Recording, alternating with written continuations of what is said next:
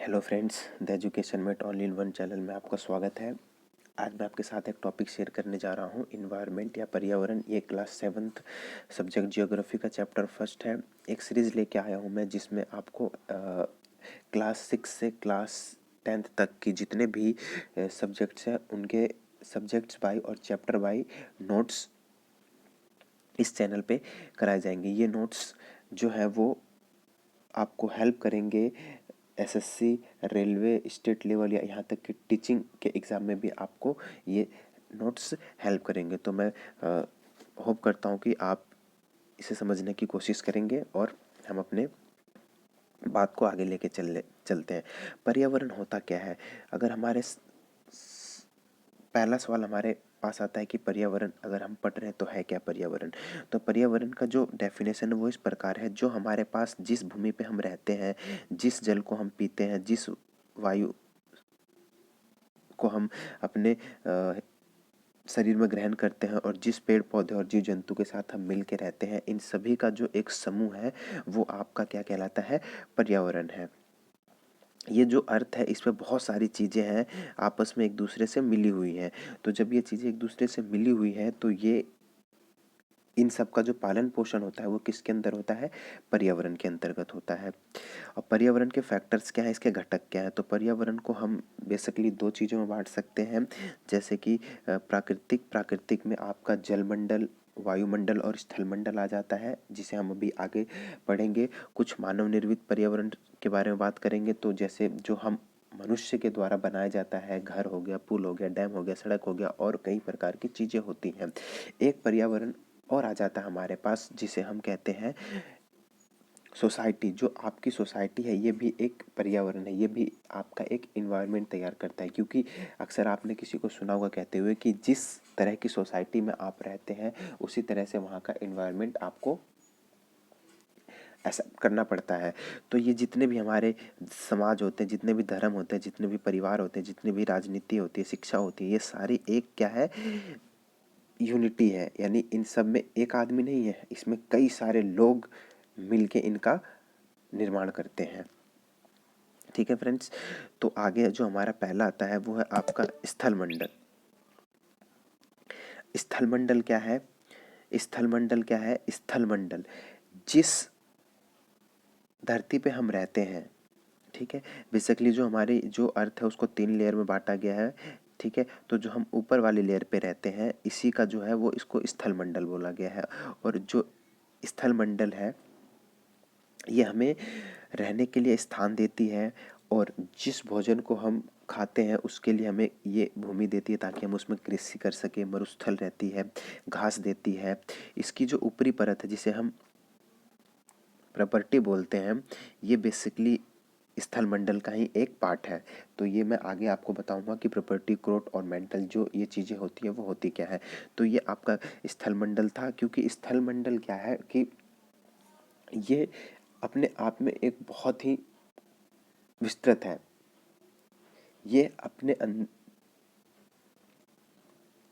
अपने द्वारा हर एक प्रकार के जीव जंतु, मानव और बहुत सारी चीज़ों को ये आवास प्रदान करती है। उसके बाद आता है आपके पास जलमंडल। जलमंडल, जल से आपको समझ ही आ रहा होगा कि जल का मतलब क्या होता है, आपका पानी होता है। तो पानी के कई स्रोत होते हैं जिससे हमें पानी मिल सकता है, उसी को हमने क्या दिया? जलमंडल दिया। इसमें नदी आ जाती है, तालाब आ जाता है, झरना आ जाता है, महासागर आता है, जो नेचुरली होती है। ठीक है, तो अब आपसे एक क्वेश्चन है कि जो हम तालाब है, ये इस तालाब को हम किस में रखेंगे? अभी आपने शुरू में पढ़ा था, एक था जो नेचुरल के द्वारा बनाए गए हैं पर्यावरण और एक है जो मानव के द्वारा बनाए गए यानी कि ह्यूमन मेड है। तो इस तालाब को हम किसके अंतर्गत रखेंगे? ठीक है, इसी को ताल भी बोलते हैं आप।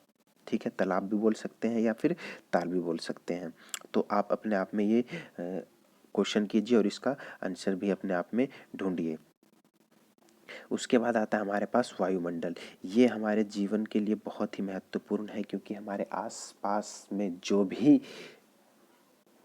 आसमान जो घिरा हुआ है, जो ढका हुआ है, इसी को हमने वायुमंडल नाम दिया है। वायुमंडल में कई प्रकार की गैसें हैं, ऑक्सीजन है, कार्बन डाइऑक्साइड है, कई प्रकार की गैसें हैं जो हमें जीने में सहायता प्रदान करती है। तो इसकी डेफिनेशन क्या होगी, हमारे चारों तरफ वायु की वायुमंडल कहते हैं, और ये वायुमंडल है ये पृथ्वी के गुरुत्वाकर्षण बल के कारण थमी हुई है। इसमें कई प्रकार की मौसम संबंधी घटनाएं होती है जो एक प्रमुख कारण है किसका, मनुष्य के रहने का। तीसरा आता है आपका जयमंडल। अब ये जयमंडल क्या है, तो अभी आपने पढ़ा जलमंडल, स्थलमंडल और वायुमंडल, ये तीनों एक जगह पे आके एक चीज का निर्माण करते हैं जिसको हमने क्या बोला, जलमंडल बोला, जयमंडल बोला।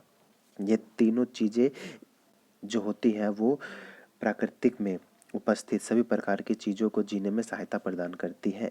इसी को जयमंडल बोलते हैं, या इसी को हम बोलते हैं सजीव जगत। सजीव वो होते हैं जो सांस ले सकते हैं, चल सकते हैं, दौड़ सकते हैं, और इसका उल्टा जो होता है वो क्या होता है आपका, निर्जीव होता है, जो सांस नहीं ले सकते, चल नहीं सकते हैं।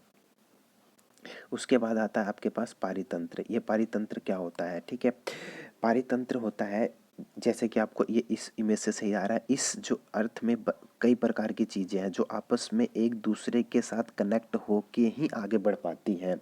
सपोज करो ये एक पौधा है, इस पौधे को कोई खाएगा तभी तो उसका पेट भरेगा, और फिर ये किसी और आगे ऊर्जा का स्रोत बनेगा, फिर ये आगे किसी का स्रोत बनेगा। तो इसी प्रकार जो पारितंत्र है ये वह तंत्र होता है जिसमें जीव जंतु पर्यावरण के साथ रहते हैं, और उसमें जो भी भौतिक और रासायनिक क्रियाकलाप होते हैं उनके द्वारा एक दूसरे से संबंधित होते हैं। ठीक है, तो ये शॉर्ट नोट्स थे जो आपने पढ़ा, और आशा करता हूँ कि ये आपको अच्छी तरह से समझ में भी आया होगा। ठीक है, तो इस चैप्टर में ज़्यादा कुछ भी नहीं था, यही जलमंडल, स्थलमंडल, वायुमंडल, जयमंडल के बारे में आपको पढ़ना है। अब नीचे कुछ क्वेश्चंस हैं, इन क्वेश्चन के जवाब आपको देने हैं। जलमंडल क्या होता है, स्थलमंडल क्या होता है, वायुमंडल क्या होता है, पारितंत्र क्या है, कुछ मानव द्वारा निर्मित संसाधन के नाम लिखिए, मानव जीवन पर पर्यावरण का क्या प्रभाव पड़ता है। तो ये सारी जो क्वेश्चन है ये आपको ऊपर के नोट्स से सीखने के बाद उत्तर इनके देने हैं। ठीक है फ्रेंड्स, तो आशा करता हूँ कि ये वीडियो आपको अच्छा लगा होगा, और इस तरीके के मैं और आगे कई वीडियो लेके आऊँगा, क्योंकि ये मेरा पहला पार्ट है एनसीईआरटी नोट्स का, और मैं आगे कई तरह की वीडियो और भी लेके आता रहूँगा।